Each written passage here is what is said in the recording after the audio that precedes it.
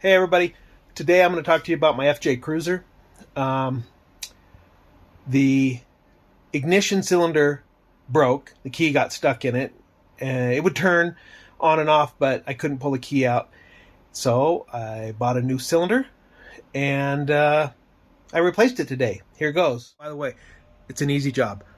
2 bolts, 1 screw, everything else pops off and pops back on. Not hard at all. A lot easier than I was expecting. Okay, here's the issue with my 2013 FJCruiser. The ignition cylinder is broken.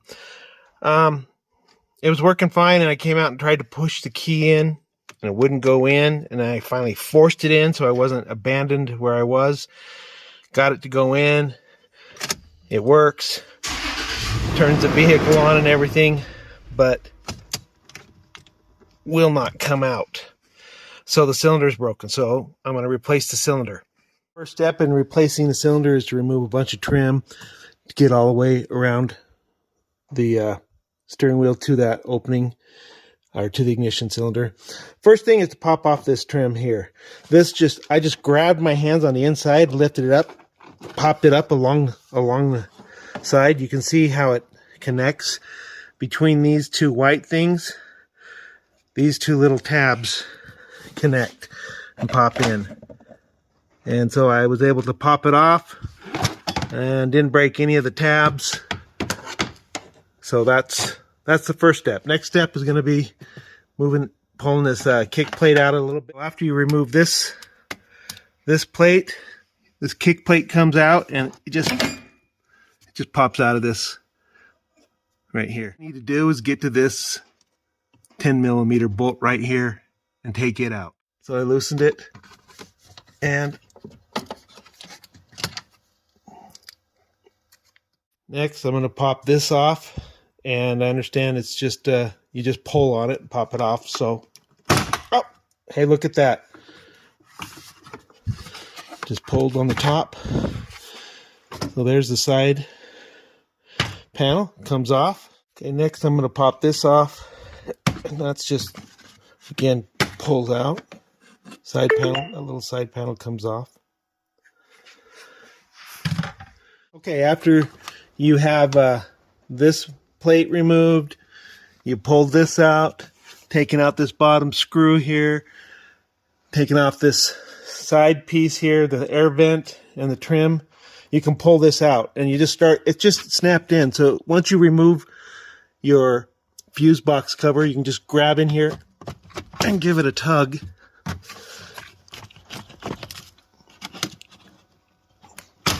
Like that. Okay, so now we're starting to take this out.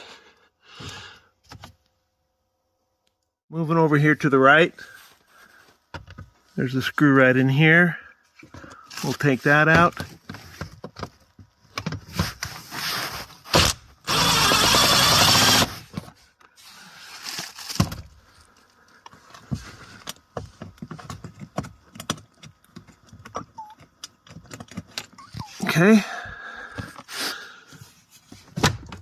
Okay, so this is loose. Now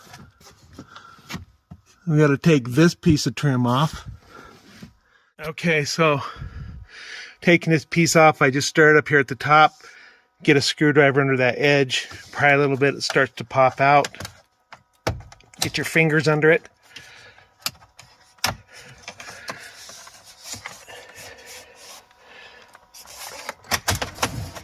And you know, wash your windows while you're at it, because you know that happens. Okay, don't get too Western trying to pull that off, because hey, there's a screw. So take the screw out. You might as well do that first. Screw out, that piece comes off easily. Okay, so I've taken out 2 bolts. One of them was down here, right there, and one was over here, right there, and I've taken out 1 screw, which was right there. I'll keep them in a plastic baggie. I've got 2 bolts and 1 screw. And now this whole panel looks like it's, the whole plastic piece looks like it just Yep, just pulls right out over that screw. The little ring popped off when I pulled that out.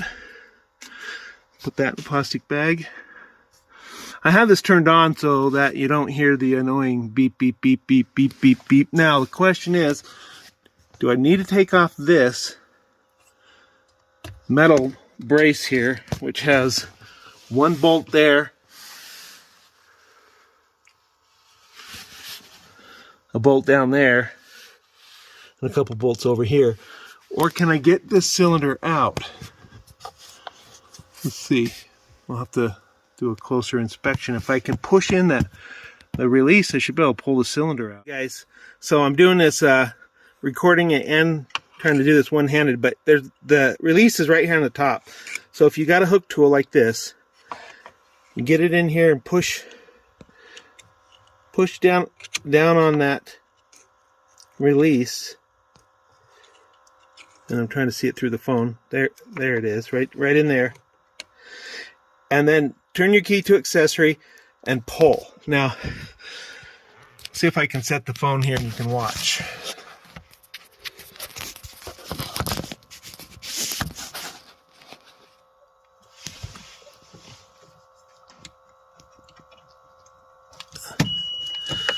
Okay. There's all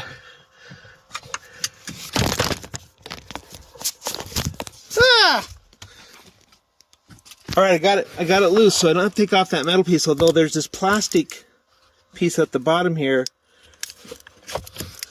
that has the ignition wires coming up in it, and the whole thing's coming out, and there's not enough give in the wires to pull the key cylinder out, because this, well, twist it a little bit. Nope. So the trouble is, these ignition wires don't give me enough play.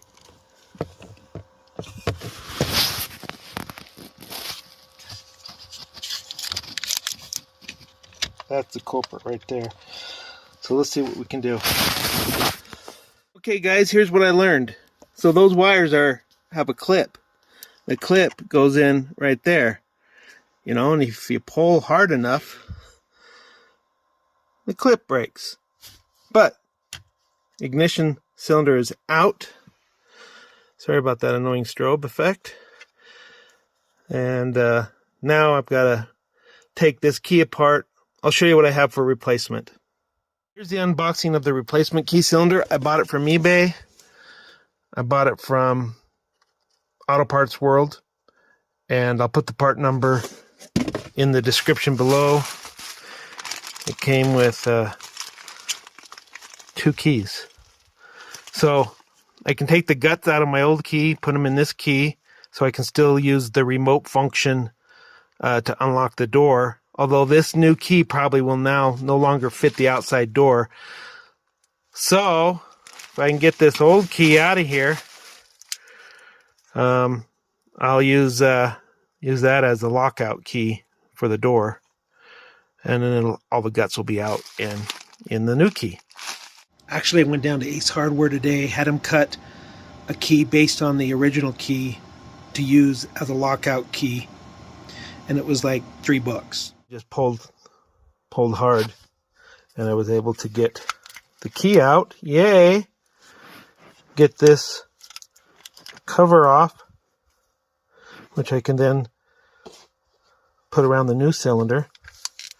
And the new cylinder part number, by the way, is cylinder and key set 69057-35211, and Toyota Motor Company, made in Japan. I went to the dealership. I said, hey, I need a new key cylinder. How much is it? And they're like, it is $170 and it comes with 2 new keys. And I'm like, well, okay, let me think about it. Can you give me the part number? So they gave me the part number. I looked it up, bought it on eBay for $80. Exact same thing they wanted to sell me. I'm going to put the housing around the new one. I'm going to put the guts of the key, which looks like I need a little screwdriver for to replace the guts into the new key, and then we'll put the cylinder back in. It's all back together. It will lock and unlock the car. Okay, doors aren't closed, so long. Yay, a new key.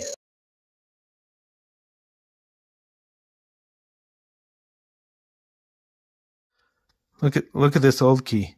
It's a little bit worn out, huh? All right, I got the new key cylinder in there, and just turn the key to accessory, so it'll that little pin will pop down, so you can slide it in, and then it'll lock in.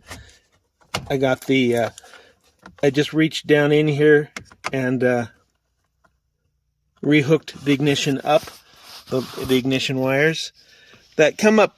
Basically, I think what those wires are doing, they're coming up through here, and there's a coil of wire around the where you put the key, and I think that just senses the chip in the key so that it will start. But look at this. Hey! And the nice thing now is I can take my key out. New cylinder's in, so you don't have to remove this metal thing. Reach underneath with your fingers to the back of this. This is the sensor that tells the car that you've got the key with the right chip in it, and that's what those wires come up and do. And so I reached down here with my fingers and just shoved it back in. And since I broke it, there was no little tab or anything to fight with. But look at this. Yay! And the nice thing is I can now remove my key. All right, I'm going to put it back together. Okay, so this piece just pops up, snaps back in. Looking at this, there doesn't look to be any tabs or anything. So I don't know even how that stays on, but there is a clip right there. And that goes to the top, it looks like, which makes sense.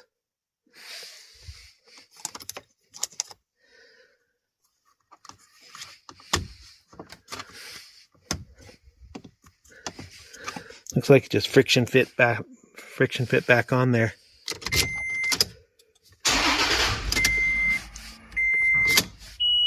Okay. Yeah, but that whole piece just popped back up in. So remember, it's got two screws at the bottom. I'm gonna put those screws in.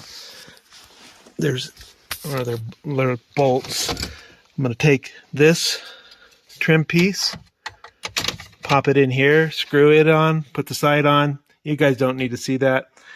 Just snap it all back together. It's a pretty quick job, actually. I was a little bit worried about it, but it happened pretty quick. When you're fitting this piece back into the two little snap-in brackets, remember that this comes out over this part of the rubber door seal. Still, this amount of the rubber door seal is on the outside of it, but comes all the way over. I struggled with that for a sec.